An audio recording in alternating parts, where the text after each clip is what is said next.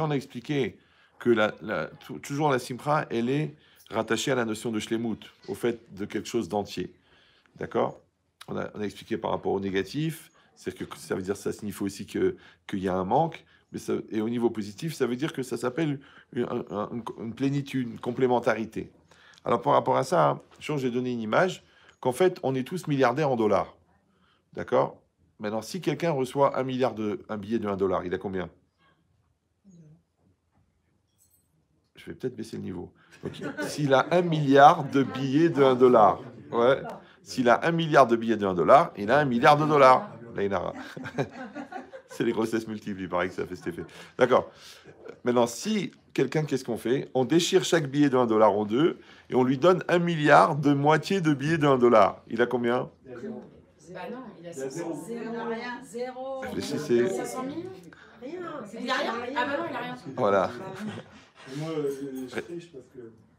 Tu as écouté le cours, ouais. Moi aussi, j'assiste à tous mes cours. Bon, quand je vous donne un conseil, quand vous avez déjà entendu, c'est une opinion, une opportunité d'approfondir encore. Donc, c'est quoi l'idée? C'est que, en fait, on est milliardaire en dollars parce qu'Hachem, à la naissance, nous a donné 1 milliard de moitié de 1 dollar. Ils sont à l'intérieur de nous. Par contre, le reste, les autres moitiés, ils nous les donnent au fur et à mesure de la vie. D'accord? Par exemple, tu te lèves et tu vois un beau soleil, tu reçois 3 demi-dollars. Un exemple. Ouais, on trouve un bon chidor pour ta fille. Waouh, tu as reçu 10 000 dollars. Toi-même, tu te maries, 20 000 dollars. Je sais pas, t'as la parnassa, t'as la santé, encore 20 000 dollars. Donc, on est milliardaire en dollars. Le problème, c'est que les moitiés de dollars, on les reçoit au fur et à mesure. Vous avez compris. Maintenant, comme on a expliqué 1 million de fois, il y a l'homme et il y a la réalité. Maintenant, la réalité, elle vient compléter l'homme. C'est-à-dire que la réalité, c'est la suite de l'homme, c'est la continuité de l'homme, c'est la plénitude. C'est pour ça, d'ailleurs, qu'on met, on met les tefilines sur le bras, sur la tête, et la mezouza sur la maison. Pourquoi? Il dit le marcha, parce que les tefilines sur le bras, bah, c'est pour maîtriser les pulsions du corps et du cœur. Sur la tête, c'est pour maîtriser les pulsions du cerveau. Et de la même manière que mon corps, il doit être maîtrisé par moi, de la même manière, je montre que ma maison, elle est aussi soumise à Hachem. C'est une maison de Dieu ici. Oui. Comment ça? Il y a une mezouza. Quand vous rentrez dans un aéroport, il y a des, je sais pas comment ça s'appelle, des portails de sécurité. Ça sonne quand vous rentrez avec une arme. Ouais. Et ben, c'est pareil à la maison. Qu'est-ce qui passe devant la mezouza? Qu'est-ce qui rentre dans cette maison? C'est quoi la nature de cette maison? Donc, de la même manière que vous-même, vous êtes soumis à Dieu, donc la maison aussi, elle est soumise à Dieu. Donc, ça veut dire quoi? C'est-à-dire qu'en vérité, notre maison, mais ça sera pareil, notre femme, c'est un complément de nous, notre mari, c'est un complément de nous-mêmes, nos enfants, d'accord? Notre famille, tout ça. Et après, même la réalité dans laquelle on s'inscrit, la réalité qu'Hachem nous envoie, la réalité dans laquelle on vit, en vérité, on va passer notre vie à essayer de devenir... Ouvrez la porte, ouvrez la porte. De devenir complémentaire, de cette réalité.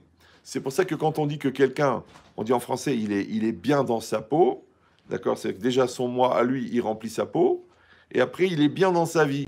Donc il s'inscrit bien dans sa réalité. Ce qu'on appelle en français cool. C'est ça cool. Tu dis, ah t'es cool, ouais je suis cool, ouais t'es cool.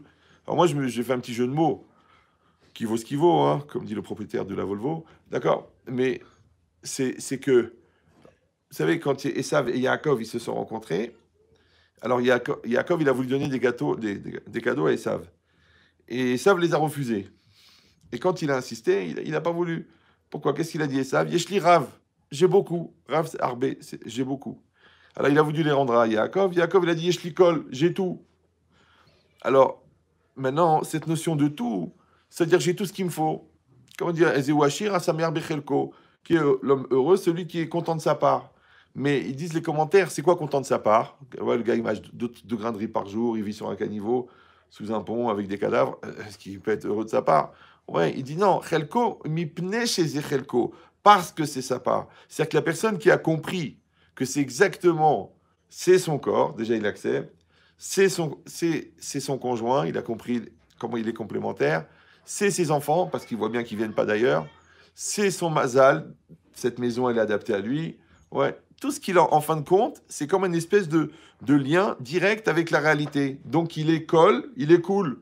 Ouais, cool, ça veut dire quoi ici? Ouais, c'est pas le sens, bien sûr, qu'on le donne dans la rue, mais c'est le sens que moi je vous donne pour que vous ayez un système mémotechnique, c'est que quand tu es cool, ça veut dire que tu es bien avec la situation.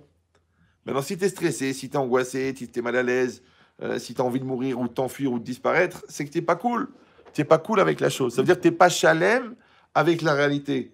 Donc toi, tu dois être entier avec la réalité, tu dois être entier avec toi-même, et tu dois être entier avec ta neshama. Quand les 3 dimensions, elles sont atteintes, ça s'appelle simcha. D'accord? Pour ça, toujours, je pose la question, vous savez, pourquoi un costume sur mesure, ça coûte 3 000 €, et un costume confection, si vous avez un copain au Sentier, à Aubervilliers, vous pouvez le payer 29 €. Non, je sais, ça a l'air exagéré, mais c'est à peu près le prix. D'accord? Donc, comment ça se fait un costume confection? Tu payes 29 € et un costume sur mesure, c'est 30 000. Ah, ça n'a rien à voir. Le costume confection, c'est du 48, c'est du 15-50, c'est du 52. Maintenant, personne n'a un corps exactement adapté aux limites posées aux critères du fabricant de costume. Donc, tu as les cuisses un peu épaisses, ça frotte au milieu. Tu as les jambes un peu larges, donc ça, les coutures, elles s'ouvrent sur les côtés. À l'arrière, on voit ta bouée de sauvetage, d'accord, parce qu'il est un peu serré. Tu as une épaule plus basse que l'autre. Donc, le costume, ça se voit qu'il n'est pas adapté. Par contre, tu peux un costume sur mesure. Le gars, il te prend les mesures, il te fait les essais. Mon père, il était tailleur. Quand tu prends un bon tissu, et tu fais le costume sur mesure, on dit en français, il te tombe exactement, il te tombe bien. Et c'est pas grave. Ouais, si tu as un bras plus long, on te mettra une poche décalée. D'accord, si tu as les jambes un peu plus larges, on va t'adapter. Il fera plusieurs pantalons parce qu'il sait que tu frottes des cuisses. C'est un costume sur mesure. Vous me suivez ou non? Donc ça, c'est le costume sur mesure. Ça, c'est le costume confection. Question, ouais. Est-ce que la vie est un costume sur mesure ou est-ce que la vie est un costume confection? Vous me suivez ou là? D'accord? Est-ce que ta femme, c'est exactement la femme qu'il te fallait? Oui. Est-ce que tes enfants, ils sont exactement le fruit de ce que t'es? Ça, c'est dur à nier. D'accord? Est-ce que ta communauté, elle te ressemble? Ouais. Est-ce que ton métier, quelque part, il n'est pas juste la projection de ce que tu es? D'accord. Toi, tu as choisi un travail manuel. Soit parce que tu es agile de tes mains, soit parce que tu es flemmard de l'intellect. Alors, tu dis, je vais faire un truc facile, ouais. Toi, tu as choisi de travailler plutôt dans l'informatique, mais pas dans le commercial, parce que tu veux pas de contact avec les gens. Tu dis, avec la machine, je m'arrange. D'accord? Mais les gens, ça te stresse. Toi, tu es très sociable, tu es très cool avec tout le monde et tout ça. Donc, ton métier, il te représente, ta maison, elle te représente, ta famille te représente, tes enfants te représentent. Donc, la vie, c'est un costume sur mesure. Il y en a que non. Il dit, non, on s'est marié trop vite, c'est pas ça du tout ce que je pensais. Donc, ça force sur les côtés, ça me stresse, ça me prend la tête, elle me saoule. Ça, c'est de la confection, ça. Ouais. Tu dis, mes enfants, non, ils me saoulent. Moi, je voulais qu'ils soient des docteurs et des trucs, et l'autre, il traîne, l'autre, il truc. C'est de la confection, c'est pas adapté. Donc, le fait de penser que ta vie n'est pas adaptée, qui est en fait un problème de bitachon, de confiance en Dieu et de manque de construction personnelle, parce que je vous ai expliqué hier déjà que si toi, tu as développé ton moi et qui prend toute ta forme, ouais, donc si toi, tu fais 1m70, ton moi, il doit faire 1m70. Et tu te retrouves avec un moi de 1m70 et un corps de 1 millimètre. Ouais, c'est ça être bien dans sa peau. Mais si toi, ton moi n'est pas développé, parce que tu as une maturité de 14 ans et que tu as un corps de 35, donc le corps, il flotte. C'est ça l'immaturité. D'ailleurs, le symptôme de l'immaturité, c'est l'inefficacité. C'est-à-dire quand, par exemple, tu vis quelque chose, puis un truc qui t'énerve, puis après 2 heures après, j'aurais dû lui dire, pourquoi j'ai pas réagi? Ouais, j'ai raté l'occasion. Mais pourquoi? Tu sais pourquoi? Parce que tu es en différé. C'est comme si tu prends un enfant de 8 ans et tu lui mets le costume de John Wayne. John Wayne fait 2 mètres de haut, 110 kilos. D'accord? Donc la manche, elle fait 1m60. Lui, il a 8 ans. Ses bras, ils font 60 cm. Donc quand tu lui dis, bonjour petit, bonjour, tu tends la main. Mais lui, le temps qu'il sorte la main de la manche, le gars, il est déjà parti. Vous me suivez ou non? Donc on a 2 déficits. Un déficit personnel de devenir soi-même, donc de remplir son moi, de remplir son corps, de remplir sa personne, sur les 3 facettes, puisque pour ton grand malheur, tu es juif. Donc il faut que ta facette physique, elle soit épanouie, ta facette psychologique, elle soit épanouie, et ta facette spirituelle, elle soit épanouie. Bah oui, parce que vous trouvez des gens qui sont très bien dans leur corps, le sport, le truc, ils mangent bio et tout, et après, ils sont en dépression totale, ils sont détruits moralement et tout. Bon, il y en a d'autres qui sont bien dans leur tête, bien dans leur corps, mais dans leur spiritualité, ils sont mal, ou ils sont en rébellion par rapport à la Torah, ou alors au contraire, ils se réfugient dans la religion, mais ils s'en servent pas du tout pour évoluer personnellement. Donc l'autre, il a un mal-être avec ça. Il faut atteindre les 3 shlemut, les 3 niveaux de plénitude. Tu es bien dans ta religion, tu es bien dans ton corps, tu es bien dans ta tête. Mais évidemment que ces 3 démarches qui sont complètement différentes. Et encore une fois, c'est pas interchangeable. Vous me suivez ou non? Donc le gars qui est mal dans sa peau, il va être bien dans sa religion. Bon, bah ça fait un pauvre type avec un chapeau. D'accord. L'autre, il est frustré de la religion parce que, encore une fois, il a un mal-être, il a un truc, mais il veut pas, il refuse d'accepter qu'il y a quelqu'un au-dessus de sa tête. Du coup, il rebondit comme la mouche dans le verre, ouais, alors qu'il y a une ouverture par le bas qui était très facile. Vous avez déjà fait cette expérience? Moi, j'étais jeune, j'ai compris ça. Il y a une mouche qui est devant toi. Tu apprends un verre propre. Et tu l'approches doucement, tu le mets au-dessus de la mouche et hop, tu le poses, tac. Évidemment, la mouche, tac, elle sort en mouvement. Qu'est-ce qu'elle fait? Elle s'envole. Quand elle s'envole, elle s'envole dans le verre.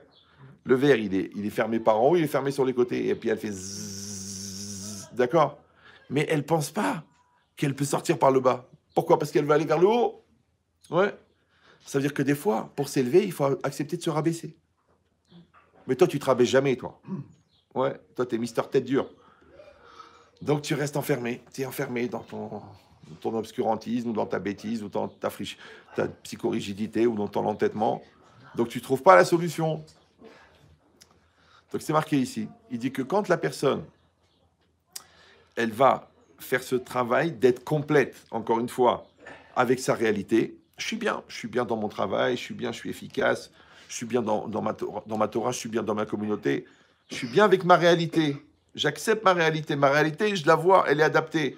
Encore une fois, pour la partie que je maîtrise, eh ben, c'est ça ma mitzvah, c'est ça ma maturité. Pour la partie que je ne maîtrise pas de la réalité, j'ai le bitachon.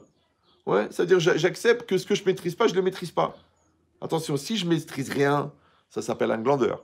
Si je maîtrise tout, ça s'appelle un orgueilleux. Mais d'accepter qu'il y a ce que je maîtrise et ce que je ne maîtrise pas. Les goïms, ils appellent ça le lâcher-prise. Tu lâches prise, ça y est, là, c'est bon, ça, c'est pas entre tes mains. Lâche prise. Ouais, c'est pas grave. Voilà, tu l'as amené à l'hôpital, tu l'as mis entre les mains d'un bon chirurgien et tu l'as filé 3 000 € en plus pour qu'il s'occupe bien de ta fille. Allez, va te détendre, va dormir. Non, je vais être là. Qu'est-ce que tu vas faire? Tu vas laver les carreaux de l'hôpital. Tu vas pas plus efficace que tu as été jusqu'à maintenant. Donc, tu as fait ce que tu as à faire. Maintenant, nous, sur cette partie-là, on s'en remet à Dieu. Ouais. On dit, voilà, moi, j'ai fait ce que j'ai à faire. Hachem, moi, j'ai fait ma partie. Maintenant, la partie, comment le chirurgien, il va être télécommandé par le srout de Rabbi Meir Balanès. Ouais. Comment l'hémorragie, elle va se faire juste au bon moment pour qu'il puisse l'arrêter, comment le cœur, il va supporter ce choc-là opératoire. Ça, c'est dans les mains de Dieu. Ça, je ne peux rien faire. Encore une fois, ce que je peux faire, je dois le faire.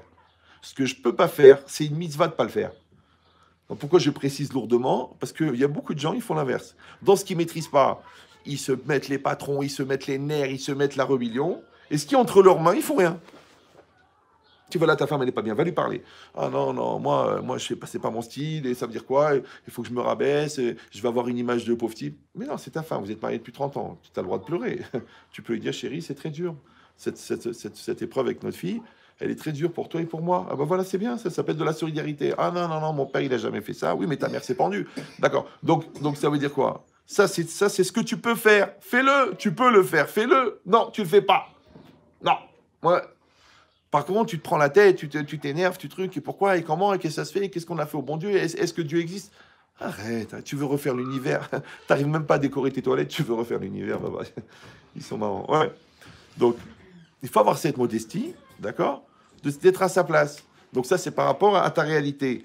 Ensuite, par rapport à toi-même, c'est-à-dire toi, tu es honnête avec toi-même. À l'intérieur de toi-même, tu sais, ça c'est vrai, ça c'est faux, ça c'est du tminique, ça c'est entier, ça t'as fait l'effort, ça c'est de la flemme, ça c'est... Donc tu es entier avec toi-même, on a parlé de ça hier, et tu es aussi entier avec ta neshama, puisque bon Dieu nous a donné une âme, d'accord? Donc, eh ben, cette âme-là, elle a des exigences, elle a des lois, elle a des règles. Donc quand je fais la religion, en vérité, qu'est-ce que je fais?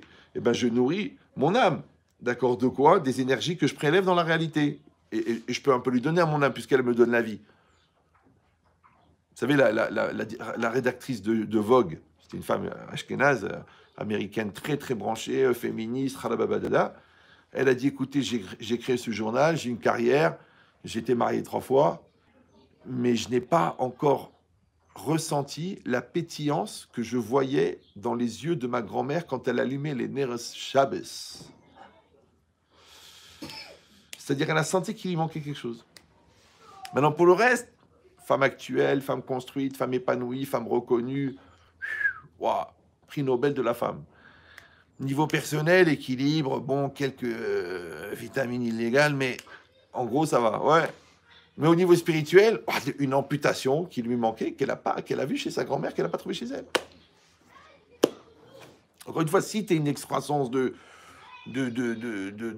parpaing, c'est pas grave. Tu n'as pas de questions existentielles, tu manges, tu digères et tu meurs. C'est pas grave, c'est un process. Mais si tu as une neshama et qu'elle bouge à l'intérieur, et quand tu entends les kippour, ça te fait quelque chose, et quand tu es sensible aux gens, et tu es sensible à la spiritualité, même si tu n'arrives pas à mettre les mots religion dedans, donc cette partie-là de toi, il faut la nourrir. Sinon, elle va être une frustration. Une frustration, elle crée une phobie. Une phobie, elle crée une destruction. Donc ça change rien que ça vienne de là, que ça vienne de là, que ça vienne de là. Il faut nourrir. C'est comme quelqu'un, vous savez, ils font les régimes séparés. Pendant 3 ans, ils mangent que des protéines. Pendant 9 mois, ils mangent que des cacahuètes. Il maigrit, le mec, il maigrit, mais tu vois qu'il a quelques problèmes nerveux. Non, il faut de l'équilibre. Il faut nourrir les trois. Nourris ton âme, nourris ton corps, nourris ton psychique. Et c'est normal. Je veux dire, à la limite, je m'excuse, hein, parce que ça va être un petit peu violent pour certaines personnes, mais d'être normal, c'est normal. Aujourd'hui, parce qu'on est tellement dans une génération de fous que quand quelqu'un il est normal, on lui donne la médaille de mérite de Paris parce que le gars, il a relevé un petit vieux dans le métro ou qu'il a plongé dans la Seine pour sauver quelqu'un. Alors on lui donne une médaille. Ouais. Genre, il a vu quelqu'un qui volait, alors il l'a attrapé. Oh, tu dis, ah. Ouais. Ou comme des patrons qui m'appellent, si tu connais quelqu'un d'honnête, tu me l'envoies parce qu'on n'arrive pas à trouver des employés sérieux. Le mec, le premier jour, il arrive, il dit, écoute, je pars en congé demain. Tu dis, mais comment t'arrives le premier? Il dit, t'es pas content, je t'attaque au prud'homme. Ou alors, au bout de 2 semaines, il dit, je veux gagner la même chose que toi. Ou il dit, je veux que tu me vendes 5% de la société. Tu dis, mais avant, t'as 19 ans, ton jean, il est plus vieux que toi. Faudrait que tu prennes un peu de patience. Il dit, moi, j'ai mis 30 ans pour créer la boîte. Toi, à 19 ans, parce que t'as un CAP d'action commerciale, le mec, il s'est pris pour Soros, d'accord? Ça veut dire quoi? Ça veut dire que c'est compliqué de trouver des gens qui sont matures, des gens qui sont construits. Donc tu vois. Et ça, maintenant, on va pas parler des autres, parce que les autres, ils sont comme ils sont. Ouais. Mais par rapport à soi-même, il faut qu'on ait cet objectif-là. Alors pour ça, qu'est-ce qu'il a fait Hachem? Il a créé la vie. Et c'est ça la définition de la vie. D'accord? Et cette vie, on a dit, elle va se diffuser sous forme de séquences. Et les séquences, ils sont déjà préprogrammés à l'intérieur de notre Neshama avant qu'on vienne au monde. Donc les événements, ils arrivent, ouais. La réalité, elle est posée, mais la question, elle est, qu'est-ce que je vais faire avec? C'est comme si quelqu'un il rentre dans une usine très spéciale, et il vient pour travailler, et il dit, comment ça se passe au niveau salaire? Il dit, 2 minutes, d'abord, je vous explique le travail. Il y a un tapis roulant, vous voyez? Et sur ce tapis roulant, il y a des lingots d'or qui descendent, et sur ces lingots d'or, il y a une couche de papier. Ah, c'est intéressant. Il y a 200 grammes d'or par lingot, c'est pas mal, ouais. Il dit alors, eh ben vous tamponnez. Il dit alors quoi? Tous les lingots que vous tamponnez, ils sont pour vous. Il dit, c'est ça votre salaire. Tu dis, attendez, ça peut faire beaucoup là. Ben oui, si vous êtes nerveux, c'est... Ouais. Eh ben t'as des gens, tu sais ce qu'ils font? Au début, ils tamponnent. Et puis au bout d'un moment, ils rentrent dans une routine, ils tamponnent. Puis un jour, ils s'en tamponnent. C'est pareil. Il y a des gens, ils croient tellement que le bonheur, c'est normal, qu'on est obligé de leur envoyer un malheur pour qu'ils apprécient. Il y en a qui sont tellement habitués à la santé qu'on est obligé de leur envoyer un problème de santé pour qu'ils se rendent compte de la valeur de la santé. Ouais, il y en a, ils n'ont tellement pas compris que leurs parents ils sont vieux qu'ils font un AVC pour qu'ils se rendent compte qu'il faut qu'ils profitent de leurs parents parce qu'ils sont vieux. C'est que les gens, ils s'installent dans un espèce de coma médical volontaire. Ouais, qu'on appelle l'inconscience. Ouais, comme les gens, il faut un soupçon d'adultère ou alors une menace de divorce pour que le gars il se remet en système en branle de sauver son couple. Tu pouvais pas t'occuper de ton couple avant qu'il y ait un malheur. Ils sont bizarres les gens. Ouais. Tant qu'il n'a pas été convoqué au commissariat parce que son fils il deal dans le quartier, le gars il laisse grandir comme si c'était de l'herbe. Mais l'herbe elle pousse tout seul, mais les enfants non. Il faut s'en occuper, religieux ou pas religieux. D'accord? Donc pourquoi? Parce qu'il y a une tendance. Ce qu'on appelle en psychologie l'attirance de l'inertie, c'est l'attirance vers le canapé. C'est comme quand vous allez passer Shabbat chez vos parents, bien que vos parents, ils ont 83 ans et 88 ans, et que vous êtes tout frais 32, 35, ouais.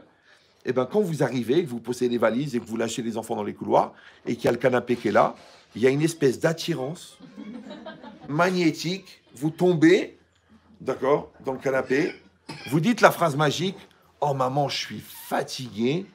Et elle dit, ma chérie, reste. Le père, il passe l'aspirateur, il va te faire un jus d'orange. Et la mère, elle termine de préparer des salades. Et toi, elle a 32, t'es morte.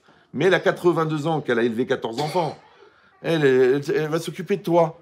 Parce qu'elle est hnina. Mais toi, t'es fatigué. Question, à 2000 €, qui est la vieille? Vous suivez ou non? Parce que l'autre, elle est vieille, elle a 82 ans, mais elle est refifa. Moi, j'avais une grand-mère comme ça. Je l'appelais la sorcière bien-aimée. C'est vrai, parce qu'elle se déplaçait à la vitesse des Alpes. Je ne sais pas si vous avez déjà croisé les Alpes. Doucement. Nous, on rentrait du sport fatigué, comme ça, en sueur. Mamie, on a faim, on ouvrait le frigo, rien. Maman, j'ai faim, mamie, j'ai faim, je rentre dans la douche. Combien ça dure une douche? 10 minutes. On sortait de la douche. La salade de tomates coupée en petits morceaux, l'oignon, le concombre, le petit tagine, tu sais pas, la viande elle était congelée, on ne sait pas, le pain chaud, et vas-y, attaque, mange. Allez, mange. Allez, vas-y, mon fils, allez. Et nous, on n'a jamais réfléchi, mais comment elle a fait ça en 10 minutes? Je te dis, une femme qui se déplaçait, tu la tour Eiffel, elle va plus vite qu'elle. On appelait la sorcière bien-aimée, parce qu'elle était... c'est des femmes qui se sont jamais reposées. Vous me suivez ou non? C'est-à-dire, ils sont mariés à 14 ans, ils ont accouché à 15, 16, au Maroc, c'était comme ça, ouais. Et après, les enfants, les petits-enfants, les trucs, ils sont occupés des grands-parents. Après, elle a perdu sa fille d'un cancer, elle habite avec le beau-frère, elle fait grandir les nièces, enfin ses petites filles, elle les a mariées, après elle s'occupait de leurs enfants. Toute la vie, c'était comme ça. Khadma, ouais, que le travail. Ils ne savaient pas. Jamais. Eux, ils avaient une prière en arabe, écoute la prière incroyable, que Dieu ne nous laisse pas sans rien faire. Exactement le contraire de nous. Pourvu que je sois à la retraite à 32 ans.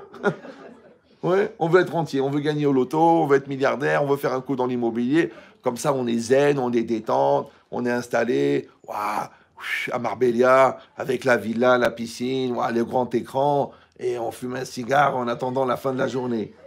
Ouais, comme un Natania. Allez, on boit un café, on boit un café, on boit un café. Et combien de café on peut boire? Au bout d'un moment, tu n'as plus rien à faire. Ouais. Donc, l'idée, c'est quoi? L'idée, c'est que pourquoi ces gens-là, ils se battaient pour jamais rester sans rien faire, mais vraiment bémette, hein.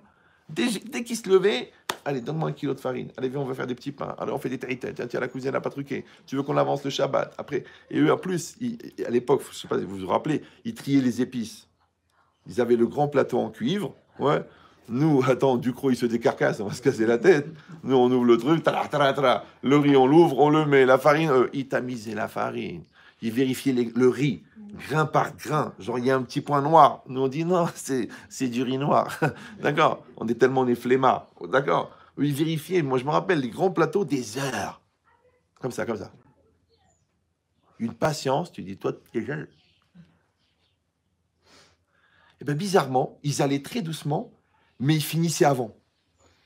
Toi, t'es la refif de la vitesse. T'as 4 téléphones, t'es branché, t'es chez Bran, t'as le truc, t'as ça, t'es connecté, t'es toujours en retard. Et la fin de la journée, t'as pas fait la moitié de ce que tu devais faire. Moi ma bar mitzvah, moi je sais pas, aujourd'hui je vous raconte ma vie, mais moi nous il n'y avait pas de traiteur. Vous savez pas ce que ça veut dire à l'époque, il n'y avait pas. Ouais. Il y avait les 3 grands-mères dans la cuisine, toute la nuit de la veille. Ils ont préparé pour 300 personnes. Attends, 300 personnes, ça veut dire 500 parts de poisson, 500 parts de viande, et ils faisaient eux-mêmes les petites ralottes. Et je me suis levé, moi, à 7h du matin, ils étaient en train de faire griller les cacahuètes et les amandes dans un petit four, comme ça, un petit four de maison. Les 3 grands-mères avec le foulard, et vas-y, toute la nuit. Et les gens, ils mangeaient la shahina. C'était pas un traiteur que le mec il a fait ça à l'usine, il n'en a rien à faire, qui s'étouffe. Dans la salade qu'il a fait, il a la ramma de s'arrêter de travailler. Et toi tu manges, tu dis c'est marrant, j'ai des brûlures. C'est normal, c'est assaisonné à la ramma. D'accord? Eux c'était que de l'amour. Mais encore une fois, pour notre grand malheur, On trouvait ça normal. On trouvait ça normal. On trouvait que c'était normal. C'est bon, bah c'est normal. Mais non, attends que tu te maries, tu vas voir ce que c'est le goût. D'accord? Non, je rigole. D'accord? Mais on trouvait ça normal. Les pains, les salades, les trucs, l'amour, la patience. Jamais jamais un cri, jamais des nerfs, jamais rien. Elle voit sa fille partir à l'hôpital pour mourir d'un cancer. Dieu, il a donné, Dieu, il a repris. Elle a perdu son mari après 10 ans de mariage. On lui dit, mais t'es triste. Elle a dit, c'était les plus belles années de ma vie. C'est veuve à 42 ans et avec un bitachon, nahat rouah. Ouais, et toi, tu rates ton permis, 9 ans de dépression. Est-ce que Dieu existe? Il faut que j'aille à des conférences de Ben Chetri. Pourquoi? Pourquoi? Ils ont vécu la mort, ils ont vécu la misère, ils ont vécu la souffrance, ils ont vécu l'expulsion d'Algérie, tout ça. Et Mouna bitachon. Pas de problème. Dieu est grand. Ya Rabbi. Tout va très bien. Ouais. Elle parle à Dieu toute la journée. Toute la journée. Ya Rabbi, où il est le balai, Ya Rabbi. Même ma mère, au Hachem, que Dieu la garde en bonne santé. Amen. Elle est spéciale. J'ai dit, celui qui mange la nafina de ma mère, il devient chômeur Shabbat tout de suite. C'est pas une sahina, c'est la shahina. Eh ben, je me rappelle. Elle aussi, je croyais que c'était une sorcière. Parce que quand elle préparait à manger, elle prenait la viande, elle la rinçait. Elle prenait les épices. Elle disait des trucs. Moi, je croyais que c'était des incantations sataniques ou là, maléfiques. J'ai dit, maman, il faut me dire si t'es une sorcière. Elle m'a dit, pourquoi? Je dis, mais tu fais, chaque geste que tu fais, tu repasses, tu parles, tu cherches le balai, tu parles. Elle me dit, je fais des prières pour vous. Ils ne savaient pas ce que ça veut dire. Même dire bonjour, ils ne savent pas. Dès que tu appelles, qu'Hachem te protège, que tu sois toujours accueilli, te protège l'Aïnara, comme ça. Moi, je les appelle même pour avoir des brachot, ça veut dire. Ouais. Mais c'est-à-dire entièrement pour l'autre. Tu dis, et tu penses pas à toi? Pourquoi faire? De qui tu parles? Ouais.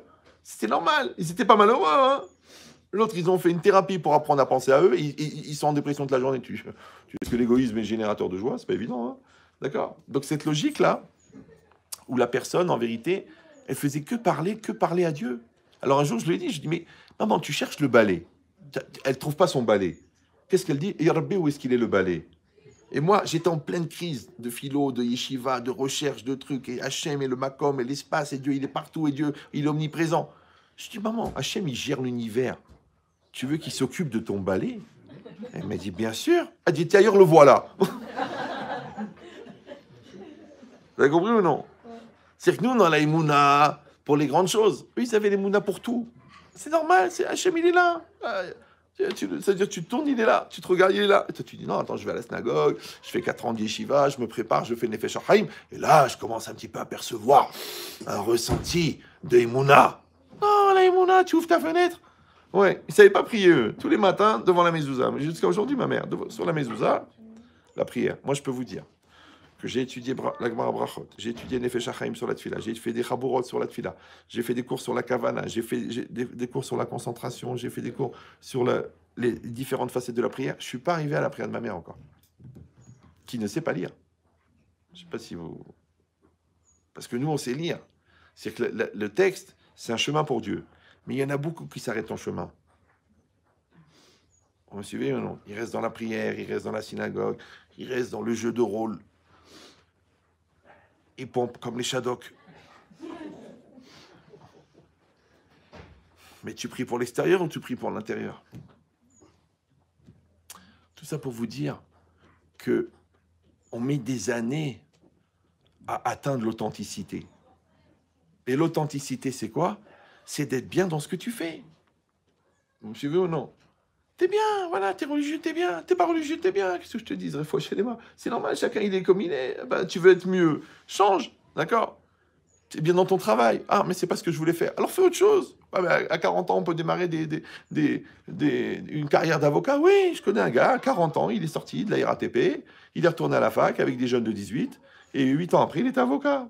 Moi, il n'a pas été avocat, mais il a été DRH de je sais pas quoi. Le mec, il a changé sa vie à 40 ans. Et toi, qu'est-ce que tu dis à 23 ans? Tu dis, ça y est, de toute façon, ma vie, elle est tracée. Je suis rentré au PTT. PTT, vous savez ce que c'est PTT, non? Non, pauvre type traditionnaliste. Bon, mais ça veut dire quoi? C'est des gens qui sont... C'est pas grave. Non, mais ça veut dire que... D'ailleurs, souvent, les postiers, ils ne sont pas recommandés et un peu timbrés. Hein. Mais bon. On met tout dans la même enveloppe et on avance. Donc, l'idée, c'est quoi? C'est ça. C'est de dire que quelqu'un... Maintenant, vous avez compris. La vie, c'est ces lingots d'or qui passent. Ces lingots d'or, c'est quoi? C'est des opportunités, c'est des situations, c'est des journées, c'est des occasions. Ça passe. Maintenant, toi, tu tamponnes ou tu t'en tamponnes, comme tu veux. Hein, il y a des gens, non. Ils ont des parents extraordinaires. Ouais, mais tu sais, mon père, au fond, il m'aime pas, au fond, il m'aime pas. Parce que le mec, il est complexé, alors il croit que son père ne l'aime pas. Donc celui-là, il a raté tous les lingots d'or de son père. D'accord? Après, dans les études, ouais, je suis pas fait pour les études, je suis pas fait pour les études, je suis pas fait pour les études. Bon, du coup, il est resté un ignorant, alors qu'en fait, il était fait pour les études, mais il était paresseux. Parce que sa grande sœur, c'est elle qui faisait les devoirs. Du coup, quand au moment où il a fallu qu'il y aille parce qu'elle s'est mariée, lui, il est devenu manchot des deux mains. Donc, c'est pas les études qui lui plaisaient pas, parce que l'ambition, il l'avait. Mais les moyens, il voulait pas se les donner. Du coup, il a raté les lingots d'or des études. On lui a présenté des filles extraordinaires. Non, elle est comme ça. Non, elle n'est pas sérieuse. Elle n'est pas religieuse. Elle est trop religieuse. Après, quand tu vois le pou qu'il a épousé, tu dis, c'est pour celle-là que tu as refusé toutes les autres? Oui, mais je n'étais pas mature, je n'étais pas prêt, j'étais pas prêt à m'engager, j'étais pas moi-même, j'étais pas mon psy m'a expliqué. En fait, ils sont fatigants d'absentéisme. Puisque je vous ai dit hier que la vie, c'est d'être présent. Et c'est le verbe être. Ouais. Donc le contraire de présent, c'est absent. Alors rappelez-vous de cette phrase de Ben Chetrit. Toutes les situations dans lesquelles tu étais absent, tu les as vécues ou non? Est-ce qu'elles font partie de ta vie? Toutes les situations où tu étais absent, vous me suivez ou non? À chaque fois que tu étais dans le déni, à chaque fois que tu as eu peur, à chaque fois que ça t'a saoulé, à chaque fois que tu as eu la flemme, à chaque fois que tu n'as pas eu envie de réfléchir, à chaque fois que tu t'es enfui, à chaque fois que tu t'as accusé, à chaque fois que tu as transféré, à chaque fois que tu as culpabilisé quelqu'un d'autre, tous ces moments-là, tu les as pas vécus. Le problème, c'est que la maturité, c'est le cumul du vécu. Donc si tu as des carences de vécu, automatiquement, tu as des carences de maturité.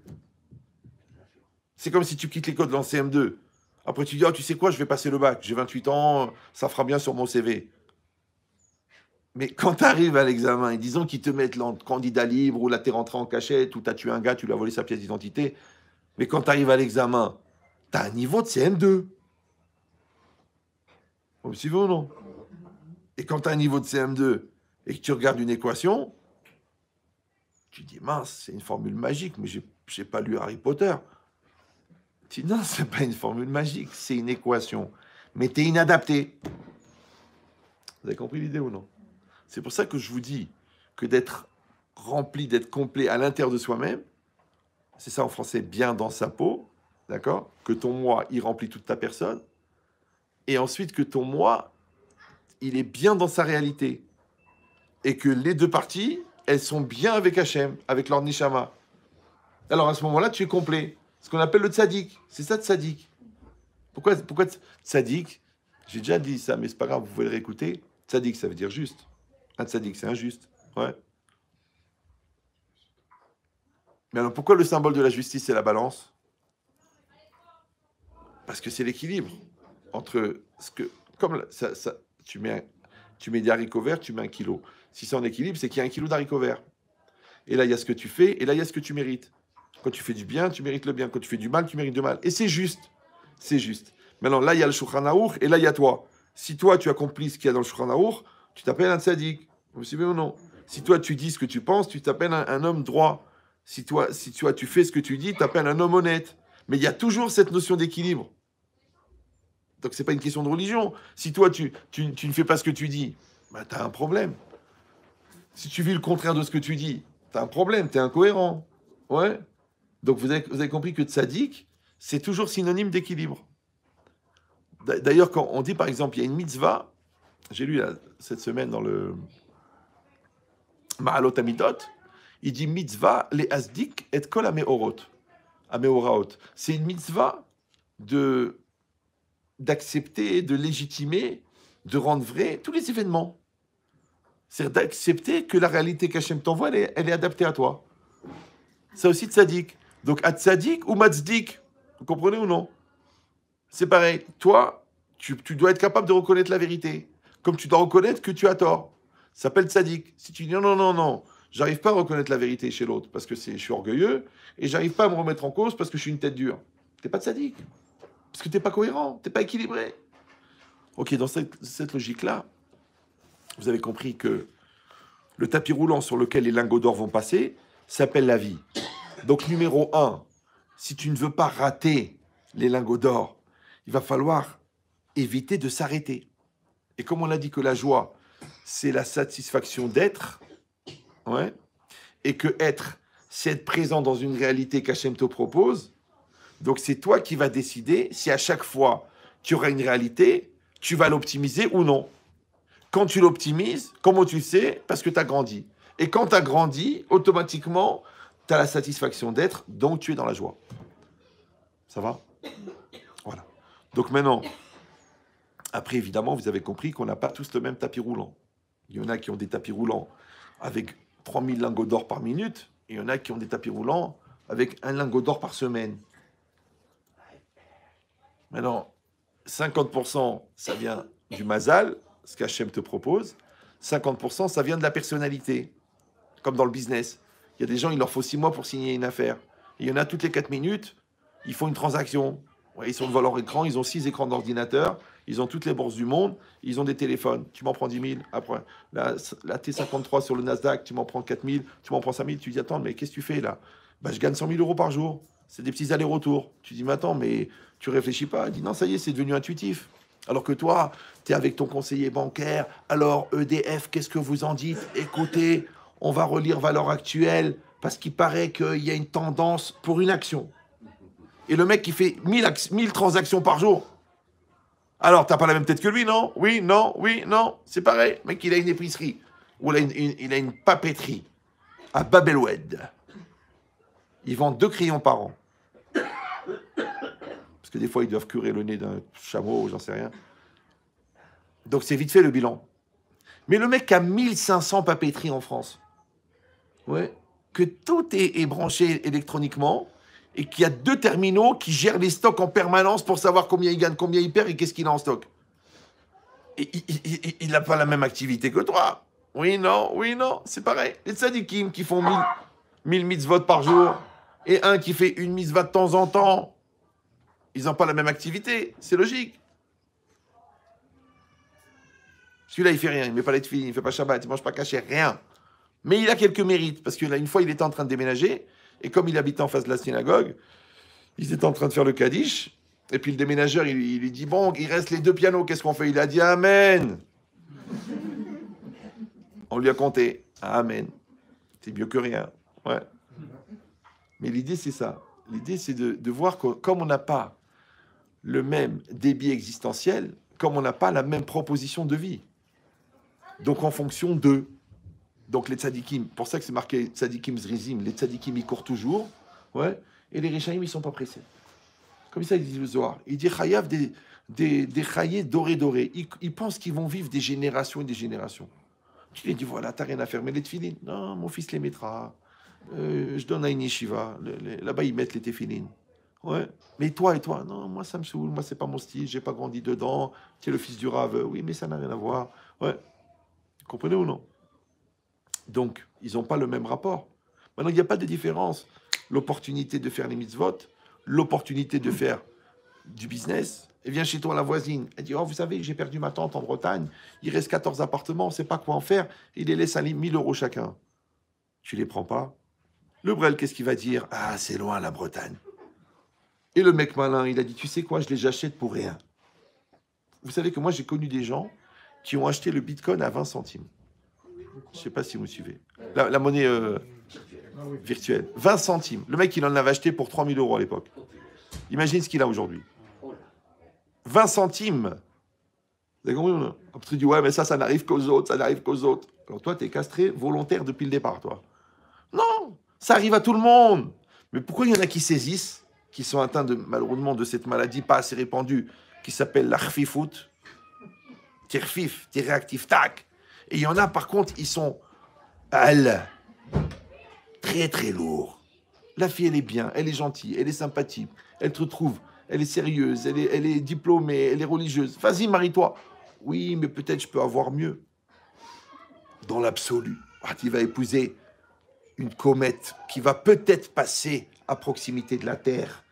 Blinéder, un jour. Voilà, tout va bien. Vas-y, marie-toi, allez. Ah, non, non, non, non. Ouais. Dans tout, c'est pareil. Tu as l'occasion. Voilà, imagine le tzaddik de la génération, il habite en face de chez toi à Jérusalem. Il te dit, attends, ben Adam Khashouv, on y retourne la sotra vruta. Il te dit, je veux étudier avec toi. Et toi, tu dis, non. Mechila, ni lo charedi. Non, t'as lo charedi, atahmar. Mais c'est le grand de la génération.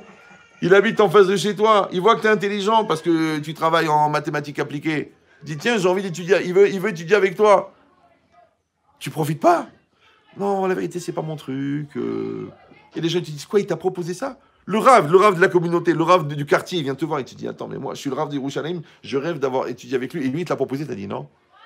Pourquoi des gens qui ratent les occasions, il y en a qui plongent? Bon, comme disait Confucius, je vais vous le dire dans la langue originale, en mandarin, et après je vais le traduire. Il disait, Confucius, Kol wardu mazzalo. Bon, il y a une certaine confusion. D'ailleurs, c'est pour ça qu'on l'attribue à Confucius, sur l'origine de la phrase. Alors, je traduis pour les gens qui n'ont pas décidé de s'intégrer à la France de demain. Ça veut dire en arabe, ouais, chacun son destin. Ouais. Maintenant, ça, encore une fois, le destin, ça, c'est la proposition qu'Hachem te fait. C'est-à-dire que dans l'écran de la vie, il va passer des diapos. C'est ça la vie. La vie, c'est une série de diapos. Il y en a qui pensent que c'est un long fleuve tranquille. En vérité, non. C'est une série de diapos. D'accord? Ça, c'est la partie de Dieu. C'est le mazal.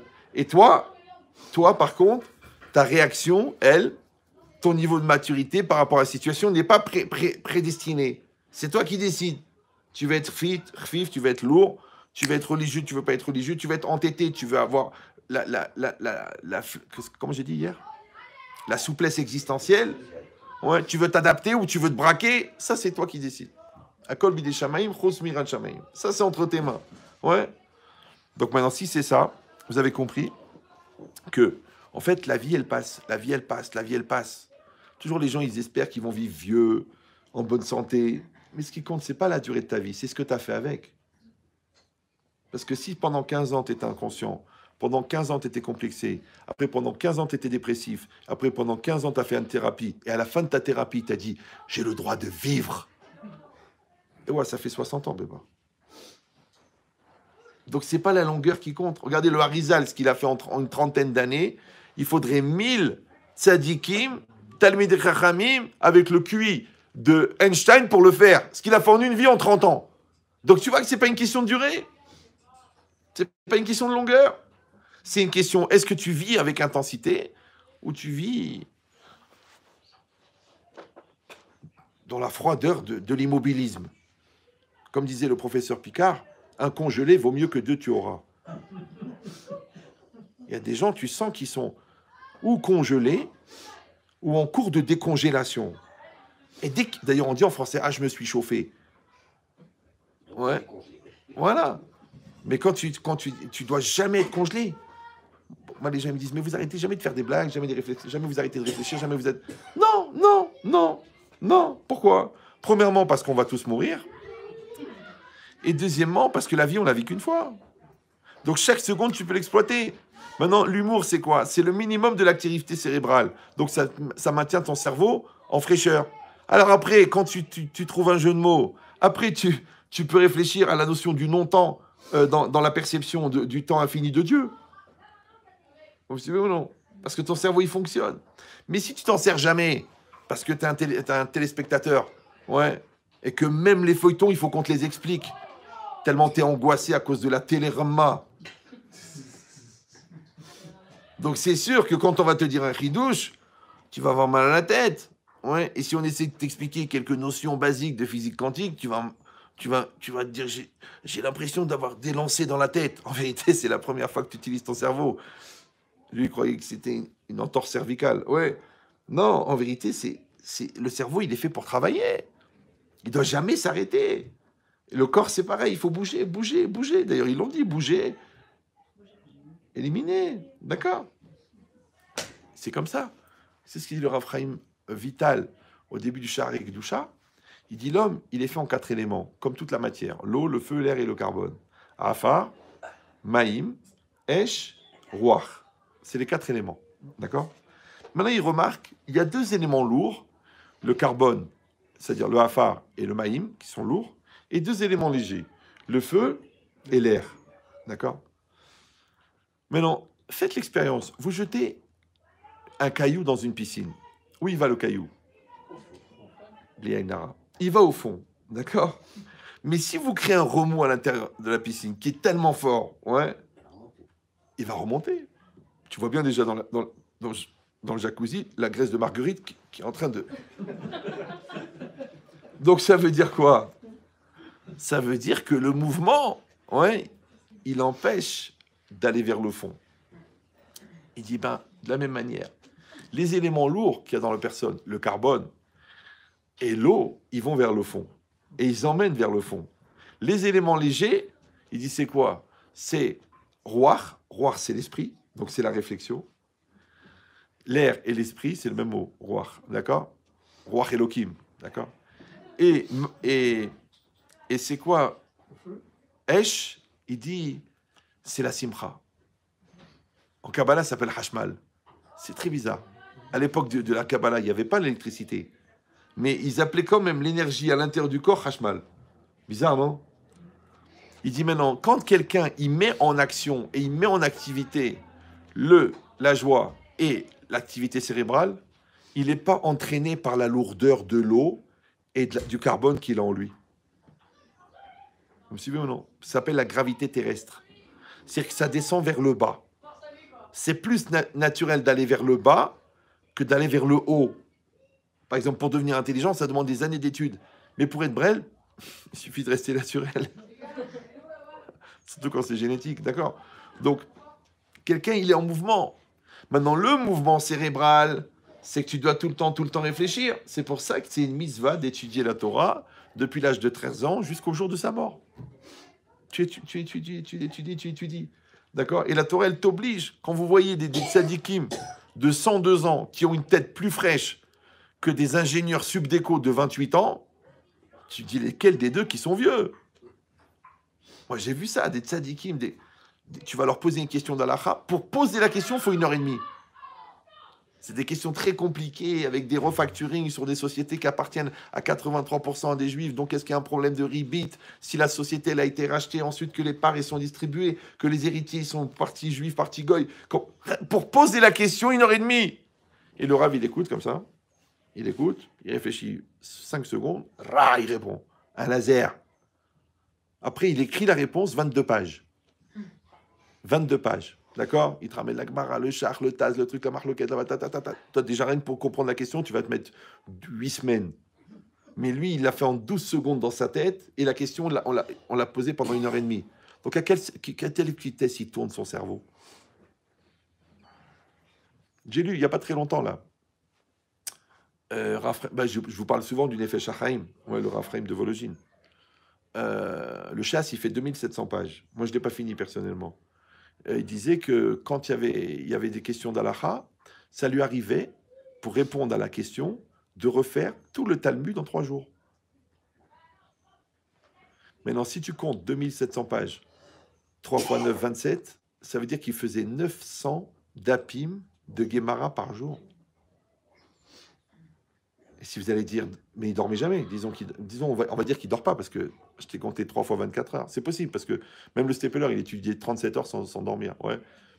Mais c'est pas qu'il regardait un feuilleton américain excitant pendant 24 heures. C'est qu'il se tapait la tête contre les murs sur des sujets très compliqués, avec des amplitudes de raisonnement énormes.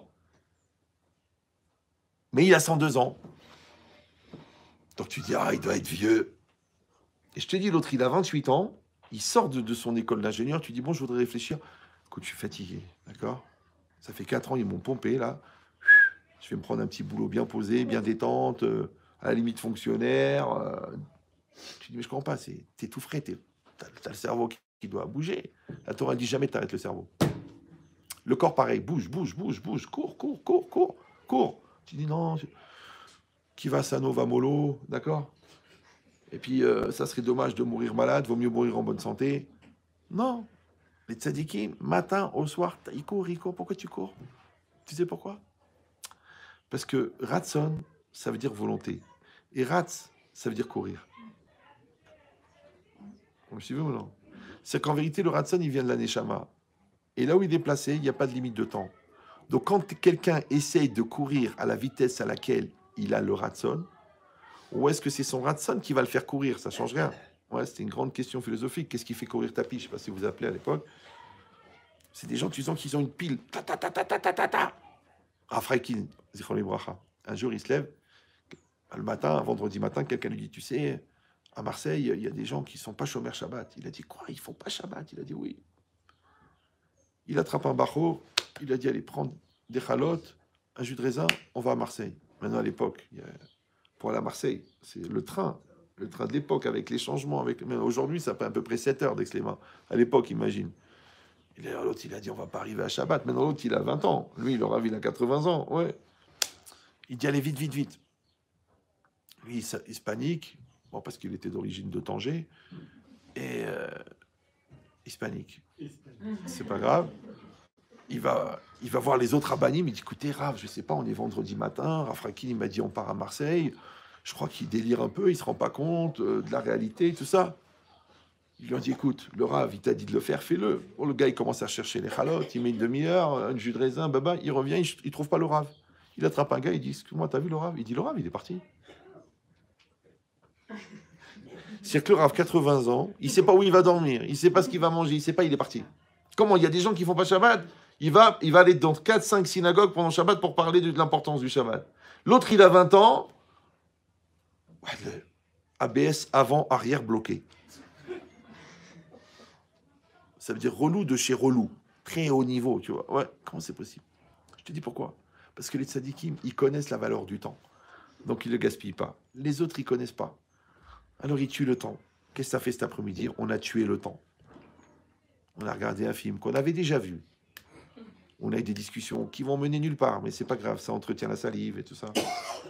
Ouais. Même tu fais une randonnée, c'est bien, magnifique, tu justifies l'existence des baskets et tout ça. Mais profites-en pour réfléchir. Fais des prières à Dieu, tu vois la beauté de la nature. Prie. Tu dis non, c'est du cardio. Mais quel cardio? Pourquoi faire on t'a donné un cœur pour faire quelque chose avec. Fais, évolue, grandis. Parle avec ta femme, voilà, elle est là. Il n'y a pas de stress, il n'y a pas d'angoisse, il n'y a pas de stress. Parle. Ah non, on préfère ne pas aborder certains sujets. Lesquels tous? C'est dommage. Elle est là, ton fils il est là. Tu lui prends la main, tu lui dis, tu sais mon fils, tu sais comment j'ai vécu, comment j'ai grandi, comment j'ai truqué, comment c'était avec mon père et tout ça. Vas-y, crée des liens. Donne un sens, donne une valeur à ce temps-là. Pas rien. Rien. Ouais. Tu es rentré comme tu es sorti, à quoi ça servait? Moi, la vérité, moi, par exemple, je donne des cours. Je ne sais pas si vous avez pu observer. Mais moi, le cours, si les gens n'évoluent pas dedans, et si moi, j'évolue pas personnellement, ça n'a aucun intérêt. Hein. Mais aucun intérêt. Je préfère rester assis avec ma mère et lui tenir la main que de passer 2 heures avec des gens qui vont apprécier mon côté rigolo. Ça ne m'intéresse pas. Comprenez ou non? Ça ne m'intéresse pas. Donc, ça veut dire quoi? Ça veut dire qu'on doit optimiser la vie. Maintenant, quand tu sais encore une fois que chaque minute, chaque seconde, c'est un lingot d'or, tu tamponnes pas. Tu t'assois 5 minutes, tu réfléchis sur un sujet, tu trouves un chidouche. Waouh, tu l'aurais pas eu sans ça. Moi, par exemple, je suis un drogué. Vous savez ça? Non? Ah, ça l'intéresse, ça. Ouais. Donc, je suis un drogué. On pourra comparer les effets si vous voulez. Moi, je suis un drogué au cours. Pourquoi? Parce que le cours, il génère des connexions que je n'ai pas tout seul. Donc, quand je vous mets en situation, vous, de vous intéresser, vous, votre soif de comprendre, elle crée des connexions dans ma tête sur des chidushim que moi, je n'avais pas avant. Donc, moi, je suis drogué à ça. Ouais, la brillance des yeux dans les yeux de quelqu'un, bon, moi, ça me gargarise, ça m'excite. Ouais, j'apprends, je comprends. Même moi, des fois, j'ai envie de m'asseoir en face pour écouter les gars qui sont en train de parler, bon, qui se trouvent être moi. Pas parce que j'ai la gava, parce que je vois que le bon Dieu, il envoie des chidushim incroyables. Il t'envoie des notions incroyables par le sroud du rabbin, par le sroud du public. Vous comprenez ou non? Donc, vous profitez, ben, j'espère. Mais moi, je profite plus que vous. Vous comprenez cette logique ou non? Pour ça, on dit mital mitai, yoter mirabotai. J'ai plus appris de mes élèves que de mes maîtres. Mais toute la vie, c'est comme ça, c'est un cycle. Comme toi, tu crois que tu éduques tes enfants. Mais en vérité, c'est tes enfants qui te donnent l'occasion d'être un adulte. Dis merci, Abrel. Ouais. Toute la vie, c'est pareil. Tu dis, ma femme, je vais la rendre meilleure. Essaye d'être déjà à sa hauteur. Ça sera pas mal. Ouais. Et elle pareil pour toi. Donc en vérité, c'est ça la vie. La vie, c'est des propositions, c'est des opportunités. Maintenant, il y a des brels, ils veulent maîtriser la situation. Alors que, en vérité, essaie de maîtriser ta partie. de la proposition, c'est-à-dire ce que tu proposes. Donc tu dois faire des efforts énormes, tu dois développer une sensibilité, une capacité d'analyse, un ressenti, un vécu, mais sur ta part à toi. Oui. Alors que les gens, ils s'épuisent à essayer de faire grandir l'autre. Parce qu'ils sont là pour sauver son âme, ou pour sauver son esprit de la folie, ou pour sauver de l'emprise de ses parents.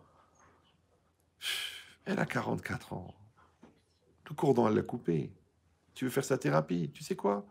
Pour être analyste, il faut déjà avoir été analysé. Elle va te faire analyser, toi, perso. Vous comprenez cette logique? Mais là, encore une fois, c'est la même chose. Parce que tu t'adresses à ta Guémara et que tu les... Ah, mais je sais, j'ai même dit 3 fois aujourd'hui. Question? Oui, s'il vous plaît. Oui. Est-ce que la Simra est compatible avec les informations qu'on écoute tous, plus ou moins, depuis 1 an et demi, 2 ans, depuis 30 ans, 40 ans? Bien Comment sûr. gérer les choses? C'est très... Ben oui, c'est pour ça que pendant tout le Covid, j'ai intensifié les cours sur la joie et la joie dans chaque cours. Parce qu'il faut savoir que la propagation d'une maladie, elle se fait par le terrain psychologique qui l'accueille. C'est que la tristesse, l'angoisse, la peur, le manque de visibilité, qu'est-ce que sera demain, ça fait partie du terrain. C'est pour ça que même les gens qui ont le cancer, on leur dit faites une thérapie en même temps pour vous soigner, d'accord, pour être bien. Parce que sinon la maladie elle se déplace plus vite. Et dans tout c'est pareil. Donc le cours il a encore plus d'actualité. C'est que si vous bagarrez entre Raoult et le vaccin, ouais, essayez de prendre déjà des vitamines de Simra déjà, vous allez voir. Ça va vous faire gagner du temps. Donc, maintenant, on est en train de dire qu'il ne doit pas y avoir d'arrêt physique. Pourquoi? Parce que le fait d'avoir une activité physique, d'ailleurs aujourd'hui, les 3 quarts des maladies, ils viennent de la sédentarisation des gens. Les gens, ils ne bougent pas. Comme ils ne bougent pas, ils grossissent. Comme ils ne bougent pas, le sang ne circule pas. Du coup, ils cumulent du cholestérol. D'accord? Le cerveau, il se fatigue parce qu'il n'est pas assez oxygéné. Donc, toutes ces maladies-là, même tous ces métiers qu'on a créés sur la base de la flemme des gens. Parce qu'aujourd'hui, il faut un coach sportif, il faut un truc, il faut un autre qui te fait de la rééducation, il faut un mec qui t'apprend à respirer, un mec qui t'apprend à manger, un mec qui t'apprend... Pourquoi? Parce qu'on est paresseux. Maintenant, la paresse, c'est le contraire de la vie. Parce que comment on reconnaît quelqu'un de vivant? Parce qu'il bouge. Comment on reconnaît un mort? Parce qu'il bouge pas. Et qu'est-ce qu'il dit le Zohar? Adam Oler, l'homme y va. Maintenant, l'univers, il est en mouvement. Vous savez que le seul être dans tout l'univers qui peut penser que quand lui s'arrête, le monde s'arrête, c'est l'homme. C'est vrai, non? Regardez la nature. L'herbe, elle pousse, les fourmis, elles bougent, les oiseaux, ils courent après, les papillons, ils se posent. Tout le monde bouge, tout le monde, l'univers, il bouge. Les matières, les météorites, les planètes, les systèmes, les galaxies, tout bouge. Et l'homme, lui, non, il s'arrête. Genre le penseur. Ouais. Non. La pensée, elle doit être au profit de l'action. Et l'action, elle doit être génératrice de pensée. Mais la pensée, elle génère de l'action. Mais le mouvement, il ne s'arrête jamais. Regarde que les gens qui s'arrêtent, au bout d'un moment, ils commencent à avoir des problèmes. J'ai dit ça plusieurs fois. J'ai dit la tristesse, c'est la joie que tu octroies à ta douleur. Il y a une douleur et l'objectif. Tu as pris une claque, tu as une souffrance, tu as perdu quelqu'un, tu as perdu de l'argent, ok. Maintenant, c'est toi qui décides combien tu donnes de temps à cette douleur. Tu décides. La Torah, elle t'a dit, tu perds quelqu'un, allez, tu fais les Shivara, après tu fais le mois, après tu fais les 11 mois. Et tu consacres tous les Kaddish. C'est quelqu'un de très proche, c'est ton père. Allez, pas de musique, pas de truc. Pourquoi? Parce qu'il t'a donné sa vie, toi tu peux donner une année, vas-y, fais-le. D'accord? C'est quelqu'un de moins proche, c'est quelqu'un de différent. Bon, on t'a planté de 40 000 euros. Tu dis, oui, mais c'est beaucoup d'argent, j'ai beaucoup travaillé, on m'a volé, puis j'ai la haine, et je veux qu'il crève, qu'il meure, et je veux organiser, je vais mettre un contrat sur sa tête. Ok. Donc, tu as perdu 40 000 euros, plus 20 000 euros de tous les médicaments que tu as dû prendre pour supporter cette douleur, plus les 10 ans de thérapie que tu as fait pour assumer ta haine, après, plus les regrets que tu as fait, parce que finalement, tu l'as fait exécuter, donc toute ta vie, tu es poursuivi par sa mort, plus toute la drogue que tu as pris pour pouvoir supporter cette souffrance, ça fait des 40 000, tu es passé à 100 000. Alors que si tu avais éteint tout de suite le robinet, qu'est-ce qu'ils font les pompiers quand une maison est en feu? La première chose qu'ils font, ils essaient d'éteindre les rideaux, ils coupent le gaz. Parce qu'à quoi ça te sert de sauver les rideaux puisque la maison va exploser? Qu'est-ce qu'il fait un médecin urgentiste quand il arrive sur un accident de la route? La première chose qu'il fait, il cherche l'hémorragie. Il arrête l'hémorragie. Parce que si... Maintenant, toi, tu as une hémorragie dans la tête, tu pars dans la haine. Toi, tu as une hémorragie, tu pars dans les complexes. Toi, tu as une hémorragie, tu pars dans la rébellion. Ouais, papa, il est mort. Ouais, pourquoi? Qu'est-ce qu'il a fait? Lui, c'est un sadique. Ouais, pourquoi ça? Hey, arrête l'hémorragie, maman. D'abord, ça t'avance en rien. Parce que quoi, t'es pas d'accord avec le bon Dieu. Et alors, bah, va au rendez-vous, vas-y. Avance le rendez-vous et vas-y, va t'engueuler avec lui. Ouais, ça veut rien dire. Donc, arrête l'hémorragie.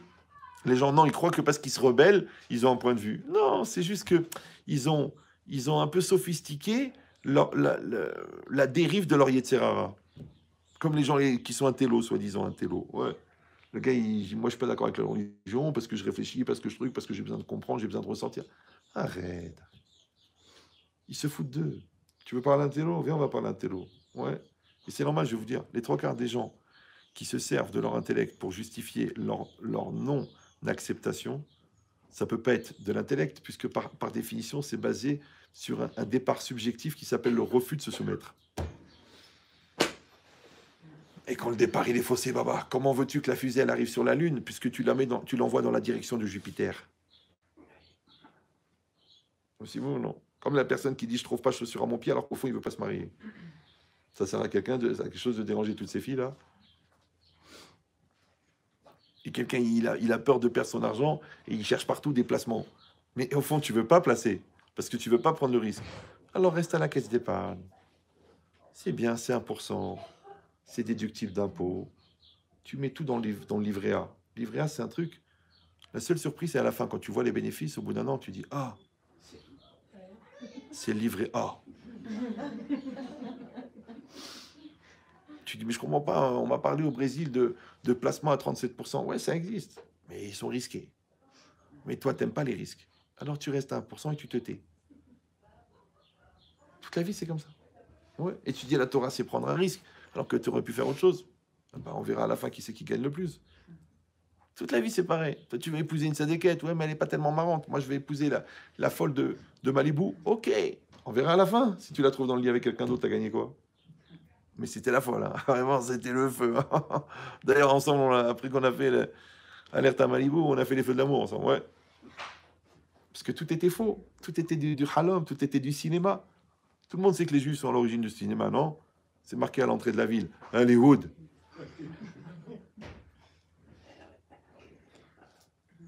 Donc l'idée, c'est ça. C'est que tu peux pas faire un arrêt physique, parce que la vie, elle va trop vite. Tu peux pas faire un arrêt mental. Pourquoi? Encore une fois, quelqu'un, il doit étudier la Torah. Et il doit réfléchir dans sa vie. Et même sur un sujet qui est facile, il essaie de comprendre. Maintenant, au début, l'intelligence, elle est formelle. Après, elle devient intuitive. Donc, ça va aller beaucoup plus vite. Mais au départ, il faut que tu poses les choses. Les gens, ils veulent directement avoir une intuition intelligente. Non, pour avoir une intuition intelligente, ouais, il faut réussir à avoir déjà une intelligence intuitive. Vous me suivez ou non? Donc des maths, de la physique, de la Gemara, du Ran, du Rosh et du Rashba et du Maharal. Et quand tu t'es bien trituré la tête et que tu as fait passer ton cerveau par un laminage qui s'appelle l'étude, après tu as un câble qui sort, le câble qui va tenir le pont de San Francisco. Ouais, le câble qui va faire de toi un grand neurochirurgien. Mais t'as vu les 12 ans d'études qu'il a fait? Il a bossé. Toi, tu dis, je t'en prie, qu'est-ce que c'est? Moi, je suis électricien, je t'en prie, quelle est la différence entre les cellules du cerveau, les nerfs, les trucs, c'est de l'électricité. Ok, alors je te laisserai pas opérer mon fils, toi. Donc, vous voyez que le travail, il amène la compétence. D'accord? On a expliqué hier que la compétence, elle vient du niveau de maturité que tu as atteint grâce au travail.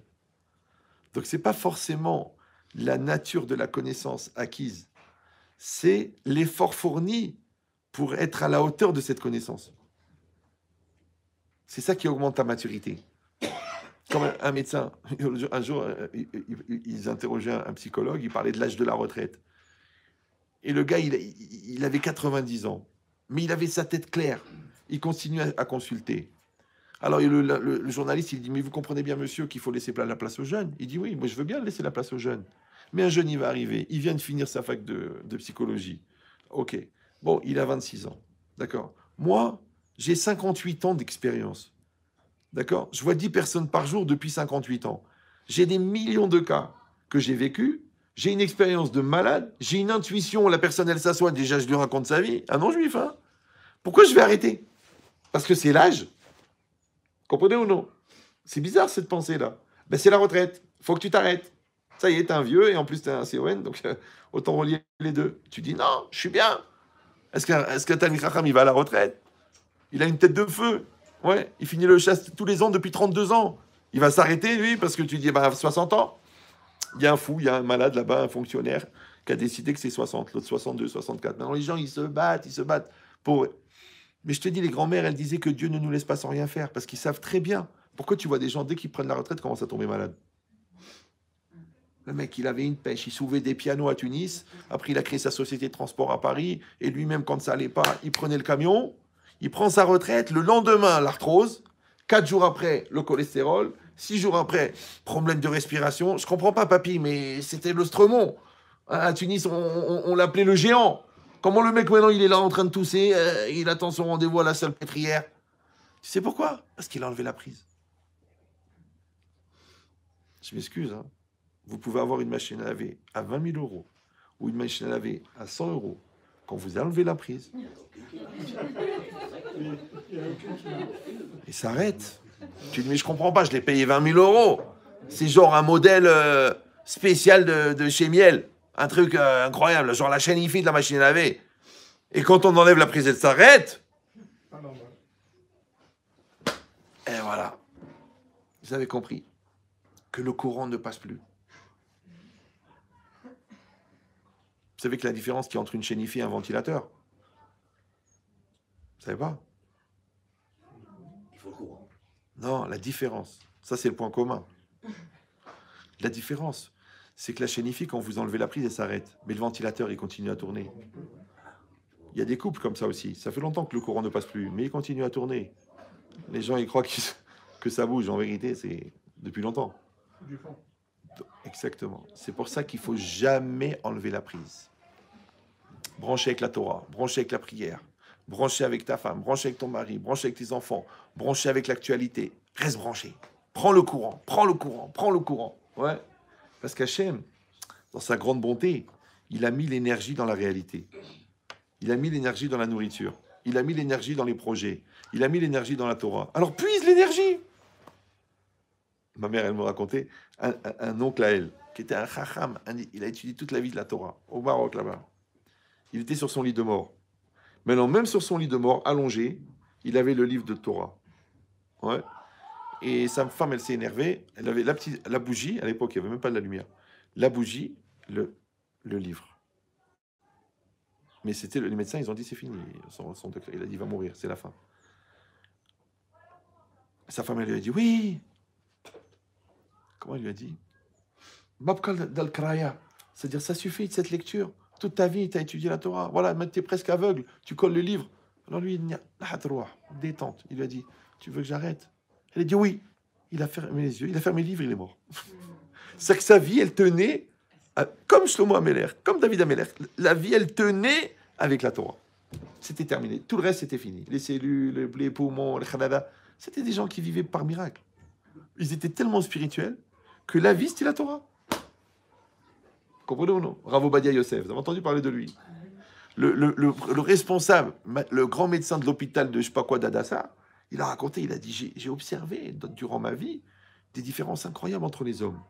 Il dit, j'ai des hommes politiques, mais il a dit même Sharon et tout ça, quand il était venu pour se faire opérer, quand il sortait de l'opération, pendant 3 heures, il était vaporeux, la tête en l'air, il comprenait rien, il savait pas connaître ni son nom, ni son âge. Ouais. Rav Ovadia, il sort de l'opération, à la seconde où il sort, donnez-moi un livre, donnez-moi un stylo, et recommence à travailler.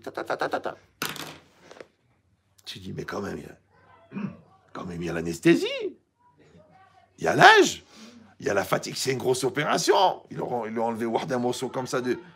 Et le gars, il prend son stylo, il écrit. Je peux pas trop pendant le cours. Si tu la gardes pour la fin. Si elle vieillit mal, c'est qu'elle était mauvaise au départ. Vous avez compris l'idée ou non? Vous avez compris? Ça veut dire que ça, c'est des... Tu dis, mais alors est-ce qu'ils ne sont pas faits pareil? Est-ce qu'ils n'ont pas le même corps que nous? Non, en vérité, c'est un curseur. En haut, tu as le cerveau, en bas, tu as les pieds. En bas, tu as la matière, en haut, tu as le spirituel. En haut, tu as l'intellect, en bas, tu as la digestion. Et c'est un curseur. Les gens qui sont dans leur corps en majorité, quand leur corps est fatigué, il n'y a plus rien qui marche. Les gens qui sont dans leur tête en majorité et dans leur âme en majorité, eux, ils s'en fichent de leur corps. Il y avait un rave, il avait un cancer dans plusieurs endroits. Tellement il l'opérait à chaque fois pour lui enlever les morceaux de tumeur, il le refermait même pas. Il lui mettait des petits scotch chirurgicaux, là. Ouais. Tu sais le niveau de fatigue du cancer. Tu sais le niveau de fatigue d'une ablation de membres. Un bout du poumon, un bout de l'estomac. Ouais. Et tous les jours, il faisait cours à la yeshiva. Le médecin, il a dit une fois, il est venu à la yeshiva, il a dit, je vous préviens, votre rave, il est mort. Je ne sais pas comment il fait, il devrait être mort. Parce que les mecs, ils ont une petite ablation comme ça du côlon, ils sont au lit, épuisés, finis, morts. L'autre, non, il va, écoutez, j'ai chaud à midi, on fait ça vite fait, il enlève un morceau de l'estomac, hop, il lui met un bout de scotch, il repart, il refait. Et chiur profond, c'est normal. En vérité, lui, il est porté par sa neshama, l'autre, il est porté par son estomac. Alors quand tu enlèves l'estomac... Voilà.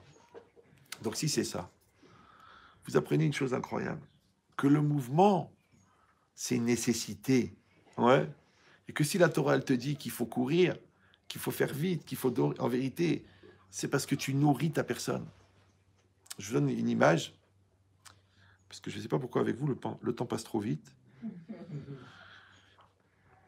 Une personne, imaginez un carré. C'est la personne. Dedans, il y a deux réservoirs. Un réservoir de joie, ouais, qui a été rempli par tes parents, par l'amour, par ta jeunesse, par le soleil, parce que tu habites à Marseille, parce que... Bon. Un réservoir de conscience, d'effort, ils sont reliés les deux ensemble. Et du premier réservoir d'effort, il y a 4 câbles qui sortent là-bas, c'est le système nerveux. Ça, c'est la personne. Maintenant, quand tu fais quelque chose, qu'est-ce qui se passe? Tu vas puiser dans ton réservoir de conscience, tu dis, allez, je vais, je veux, j'ai envie, je dois. Vous reverrez le cours d'hier. Tu vas puiser dans ton réservoir de joie, donc tu vas faire avec joie, parce que la chose que tu fais, tu la veux, elle a du sens, et elle te fait plaisir. C'est ce mélange-là de carburant de vie, qui s'appelle la volonté, et qui est imprégné de joie, tu l'as fait passer par ton système nerveux, et elle va se réaliser à l'extérieur, par le moi extérieur, sous la forme d'un acte. Vous me suivez ou non? Voilà. Maintenant, où est l'erreur fatale? Les gens ne se rendent pas compte, ce qu'on appelle l'illusion de l'éternelle jeunesse, que leur réservoir de joie, il baisse. Il baisse. Ils continuent à faire, mais sans la joie. Parce qu'ils sont fatigués, mais ils ont la conscience. C'est des parents, c'est des gens sérieux, c'est des maris, c'est des femmes, c'est des professionnels. Alors ils continuent à faire. Mais ils continuent à faire, mais sans la joie. Ils deviennent un peu des robots. Après, même le réservoir d'effort, il s'épuise. Donc il ne reste plus que le système nerveux. Donc là, le café, la cigarette et les nerfs. Et un jour, les nerfs, ils craquent. Comme je vous ai dit déjà, une pression au singulier, dépression au pluriel. Où est l'erreur? Tu ne sais pas régénérer ton réservoir de joie. C'est comme si tu achètes une voiture et tu jures sur la Torah de jamais remettre d'essence. Elle va tomber en panne. Je l'ai payé 250 000 €. C'est une Bentley série spéciale. Elle ne va pas tomber en panne. Elle va tomber en panne parce que tu as juré sur la tête de tes enfants de ne pas remettre d'essence. Des voitures électriques. Amenez-moi du scotch, s'il vous plaît. D'accord. Donc, qu'est-ce qu'on est en train de dire? Non, parce qu'en vérité, ça fait 1h14 et je dois arrêter à 30. Donc, je ne sais pas pourquoi ça a pris tellement de temps. Je n'ai pas vraiment commencé le cours. Donc, je ne sais pas, ça doit être la montagne, je ne sais pas. Bon. Le temps, il va plus vite. Mais qu'est-ce qui est marqué ici? Je vous donne le secret. C'est un gars qui fait du vélo. D'accord? Et puis, il fait du vélo que dans la journée. Et à l'époque, je ne sais pas si vous vous rappelez, les vélos, ils avaient un phare. Et le phare, il fonctionnait avec une dynamo. Aujourd'hui, il n'y a pas. Maintenant, il y a des piles. D'accord? Mais à l'époque, il y avait une dynamo. Donc, qu'est-ce qui se passait? La dynamo, c'est une petite bobine. Quand tu la mets en contact avec la roue, en tournant, elle entraîne la bobine. La bobine, elle fabrique du courant. Le courant, il passe par le câble, il alimente le phare. Et le phare, il éclaire. Facile? Super. Maintenant, le gars, il dit, mais de toute façon, moi, j'utilise jamais le phare parce que je roule qu'en journée. Donc, elle ne sert à rien, cette dynamo. Je vais l'enlever. Après, d'un autre côté, j'ai une capacité ici de produire du courant. Alors, tu sais ce que je vais faire? Au lieu de... Je vais débrancher le câble qui va au phare et je vais le brancher sur ma cuisse. Bon, vous vous débrouillerez au niveau technique. Vous ferez de la recherche et développement, vous allez y arriver. Ouais. Et donc, il a dit, au moment où plus je vais pédaler, plus je vais produire du courant, et plus ça va me donner de l'énergie, et j'aurai encore plus la force de pédaler. Il a trouvé le secret de l'univers, comment régénérer l'énergie vitale. Vous me suivez ou non? Alors maintenant, vous avez compris que la vie, c'est la route. Le vélo, c'est ton corps. Le cycliste, c'est ton moi qui est sur le vélo. L'énergie que tu dépenses, on l'a dit, elle est dans ce réservoir de joie, qui ensuite est orientée par ce réservoir d'effort pour passer dans ton système nerveux et ensuite se réaliser dans ton acte. Maintenant, quel est le rapport avec la vie? Alors écoutez bien. Dans la vie, on doit avoir un double regard. Ce que je fais et ce que je deviens. D'accord? Ce que je fais, c'est mon acte. Ce que je deviens, c'est qu'est-ce que je deviens grâce à mon acte. Comme on a dit déjà plusieurs fois, ouais. Tu vas à l'école, tu fais une école d'ingénieur, tu deviens ingénieur. Ouais. Quand vous voyez deux gars, tout nus, comment tu sais si celui-là il est médecin et celui-là il est menuisier? Bon, à part peut-être l'usure des mains, ouais. Mais tu vois pas, parce que c'est à l'intérieur. Donc quand toi tu travailles dans un domaine, ce que tu acquiers comme compétence et comme expérience et comme maturité, c'est à l'intérieur. D'accord? Ok. Donc maintenant, ce que tu fais, c'est l'acte que tu produis. On n'arrête pas de faire des actes. Tu fais à manger, ou tu fais un daf de Guémara, ou tu fais une randonnée, ou tu parles avec ton fils, ou tu fais des actes. Mais ces actes-là, qui c'est qui les a fait? Toi. On a dit que le rapport entre toi et la réalité s'appelle l'expérience. Vous vous rappelez de ça? Et que le but de la vie, d'après le Maharal, c'est d'exister, être à l'extérieur. Et quand toi, tu vas exister, tu vas réaliser ton moi intérieur à l'extérieur, au travers de l'expérience, dans le phénomène de l'existence. La résonance de l'existence dans l'expérience, c'est la maturité. Ça veut dire que assumer une réalité te fait grandir. Assumer la réalité te fait devenir. Donc c'est comme si Hachem, à la naissance, il nous a tous donné un diamant brut, et nous, on passe notre vie à tailler le diamant. Maintenant, imaginez, quand l'outil... Vous savez comment on taille les diamants, non? Non? Ils ont comme ça, un rond comme ça, qui tourne, comme un espèce de tour plat, et dessus, il y a de la poussière de diamant qui est collée. Et après, ils ont un appareil, enfin un outil, qui attrape la pierre. Et puis la personne, elle va approcher, et comme ça tourne, donc au lieu de passer à la lime, ou alors tailler le diamant comme ça, quand on dit tailler le diamant, en vérité, c'est plutôt polir le diamant, frotter le diamant. Et ben en tournant, on met le diamant. Alors maintenant, imagine maintenant, tu vois le diamant qui s'approche de la plaque, qui va le tailler. De la même manière. Là, la plaque, c'est quoi? C'est la réalité. Le diamant, c'est moi. Donc quand quelqu'un m'énerve, comme je vous ai déjà dit plusieurs fois, en même temps, c'est une opportunité de travailler ta patience. Donc tu vas tailler la facette patience. Ouais. Quand toi, tu te casses la tête sur un sujet, tu vas tailler la facette intelligence. Quand toi, tu as la flemme de faire quelque chose et tu es mis de gabère et tu fais l'effort, tu travailles sur le courage de le travailler, d'accord? Si toi, tu as peur de quelque chose et tu te maîtrises, tu travailles aussi ta témérité, ta capacité à lutter contre la peur. Donc, voyez que toutes ces facettes de ton diamant, et rappelez-vous que le diamant s'appelle un brillant, parce que plus il brille, plus il a de valeur. Or, plus il a de facettes, plus il a de valeur, puisque ce sont les facettes qui renvoient la lumière. Et facette en hébreu, ça dit panim. Et panim, c'est les mêmes lettres que pnim. Et pnim, c'est l'intériorité, pnimi. Donc, toute ta vie, tu tailles ton diamant intérieur. Maintenant, ce que tu fais, c'est ton acte, un marassé, d'accord? Le marassé, par exemple, là, tu es en train d'expliquer pour la 8e fois à ton fils qu'il ne faut pas planter des couteaux dans l'abdomen de tes camarades de classe. C'est une image, hein? D'accord. Donc, à son niveau à lui, ce que tu fais, toi, c'est du chinour. Ouais, 50 fois, enlève ton doigt de ton nez, enlève ton doigt de ton nez, enlève ton doigt de ton nez. Allez, Chaim, tu as 28 ans, tu as un chidour, enlève ton doigt de ton nez. Tu fais des recherches ou quoi? Ouais.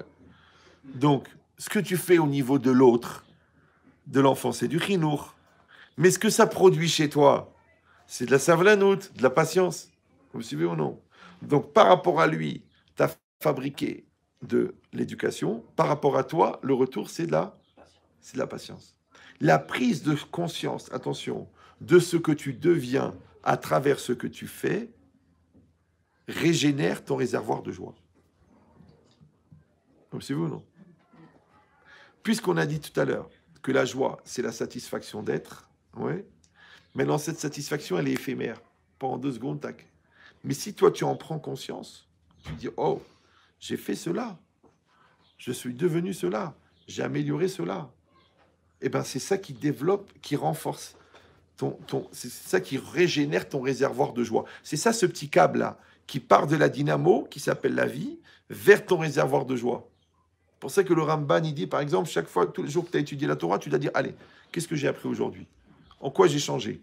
Chaque fois que tu fais la prière, tu dois avoir une meilleure relation avec le divin. Chaque fois que tu fais un Birkat Amazon, tu dois ressentir encore plus de reconnaissance envers Dieu. Chaque fois que tu mets les téphilines, tu dois être plus concentré que la veille. Chaque fois que tu parles avec ton conjoint, tu dois améliorer ton niveau de solidarité avec la personne. Mais si tu dis, bon, tu sais, on parle, on mange, on dort, on meurt. Mais t'es quoi? T'es un bovin? Après, les gens ils disent, je comprends pas, ma vie ne me nourrit pas, puis je suis pas bien, et je suis obligé de prendre du Tranxène et du Prozac et du... Alors, je vous dis pourquoi. Parce que si la personne, elle ne fait rien de sa vie, automatiquement, elle n'a pas la satisfaction d'être.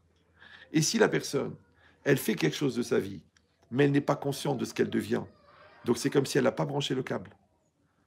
C'est comme si tu poses le téléphone et le câble devant la prise, mais tu ne le branches pas. Après, tu dis, je comprends pas, il ne se charge pas. Il ne va pas charger, il n'est pas branché. Maintenant, il y a 2 manières de ne pas être branché. Soit que tu ne ramènes pas l'énergie à toi, ouais. Soit que à chaque fois que tu fais quelque chose, tu pollues ce que tu as produit en disant, bah, j'aurais pu faire mieux. Qu'est-ce qu'il aurait dit mon père? Ah, c'est nul, tu as une fierté de ça, mais c'est rien du tout. Donc les gens, qu'est-ce qu'ils font? Ils polluent les résultats. C'est comme si un enfant, il a travaillé tout l'après-midi, il a eu 14. Et toi, comme un idiot, tu dis combien il a eu le petit Cohen? 19. Ah, c'est nul. Ouais, je dis Cohen, comme ça touche personne. J'aurais pu dire Marciano, ils sont nombreux aussi. D'accord? Donc, qu'est-ce qu'on est en train de dire? Qu'en fait, ton fils, tu l'as pourri. Numéro 1, parce que tu l'as comparé. Numéro 2, parce que tu n'as pas valorisé son effort. Mais si tu lui dis, tu sais, mon fils, je ne veux même pas savoir la note. C'était en plein été. Il faisait une chaleur de fou. Tous tes copains, ils ont été à la plage. Et toi, tu as fait 6 heures de maths. Moi, je te mets 19. Moi, perso. Moi, je te mets 19. Pourquoi? Parce que le bon Dieu, il note pas le résultat. Il note les efforts. Vous savez pourquoi? Parce que le résultat, il ne dépend pas de toi. Il dépend de lui. Alors, tu veux qu'il se note à lui? Ouais. Donc, il note les efforts. De la même manière, tu fais pareil avec ton enfant. Tu notes les efforts. Ouais. Pourquoi? Parce que les efforts, c'est ce qui fait devenir. Les résultats ne font pas changer. C'est les efforts. Tu trouves des gens qui étaient major promotion et qui sont des méchants, qui sont des cruels, qui sont des fous. Je dis, alors à quoi ça servait? Le mec, il était major promotion psycho et il est fou. Il t'explique tous les cas cliniques, tous les trucs, il te donne les solutions, il te dit les protocoles, il t'analyse les pathologies et lui, il est pervers. Tu dis, mais tu veux pas soigner déjà le plus intéressé d'abord? Ouais. Donc ça veut dire quoi? Ça veut dire que la vie, elle n'est pas faite pour faire. Ça, c'est la productivité, c'est Macron, c'est l'ambiance. Non. La vie, c'est pas de faire. La vie, c'est de devenir. Maintenant, le problème, c'est que pour devenir, il faut faire. Parce que celui qui ne rentre pas dans l'action, celui qui ne rentre pas dans la réalisation, maintenant, il faut juste accepter que le produit de cette réalisation, ça sera toi. Et que ce que tu vas présenter à la fin de ta vie, ce n'est pas tes actions. C'est la personne que tu es devenue grâce à tes actions. Ce n'est pas l'étude de la Torah que tu as étudiée. C'est la personne que tu es devenue grâce à l'étude de la Torah. D'ailleurs, la preuve, c'est qu'on ne t'interroge pas sur les nombres d'heures que tu as étudiées, on t'interroge sur qu'est-ce qui reste de ta Torah en toi après ta mort. Et ça, je vous dis la vérité, ce n'est pas une question de mémoire. C'est une question de priorité essentielle. Parce que tu te rappelles de ce qui est essentiel. Tu sais pourquoi? Parce que ça s'imprime pour toi. Et quand ça s'imprime chez toi, c'est parce que ça t'impressionne. Donc les choses qui ne t'impressionnent pas ne s'impriment pas. Donc le petit vieux, il se rappelle du carrelage de la maternelle à Oujda, mais il ne se rappelle pas de ce qu'il a mangé à midi. Pourquoi? J'ai pas dit l'âge du vieux. Il y a des gens à 28 ans, ils ont cet effet déjà. Ouais. C'est parce que tu te rappelles de ce qui t'impressionne et tu ne te rappelles pas de ce qui ne t'impressionne pas. Maintenant, malheureusement, les gens, ils croient que parce qu'on est vieux, on ne s'impressionne plus. Il faut continuer à s'impressionner. Ça s'appelle la fraîcheur d'esprit.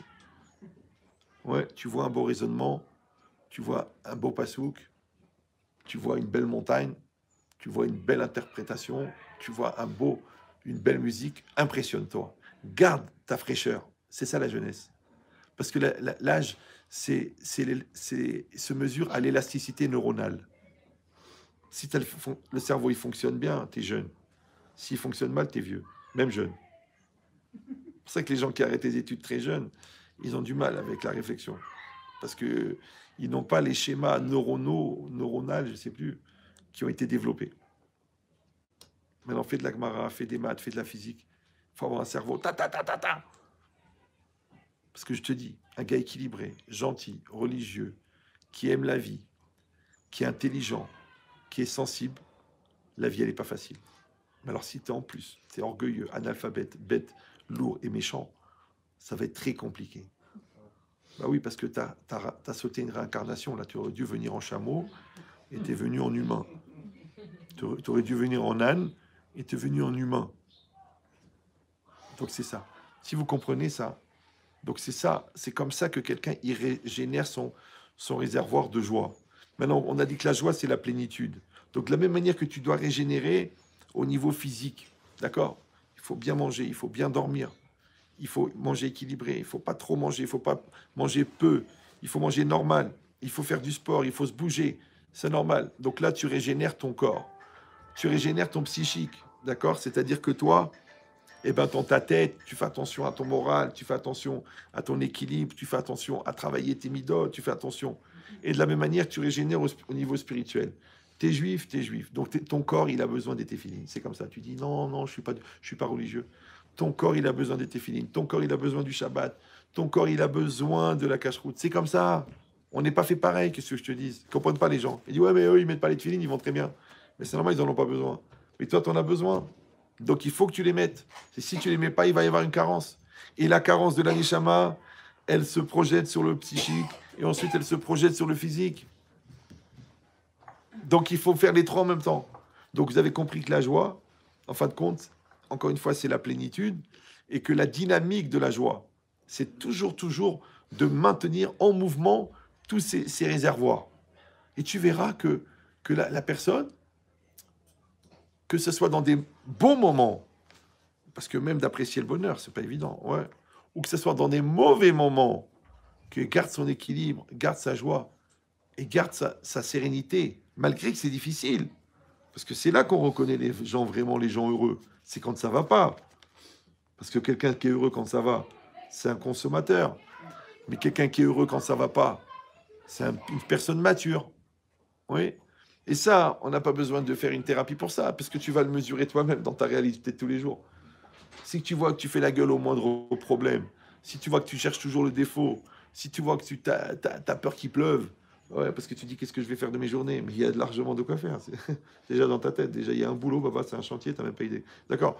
Donc, vous avez compris ça, que cette simcha et cette perpétuité et cette sérénité, eh ben c'est ça la nature profonde de l'homme.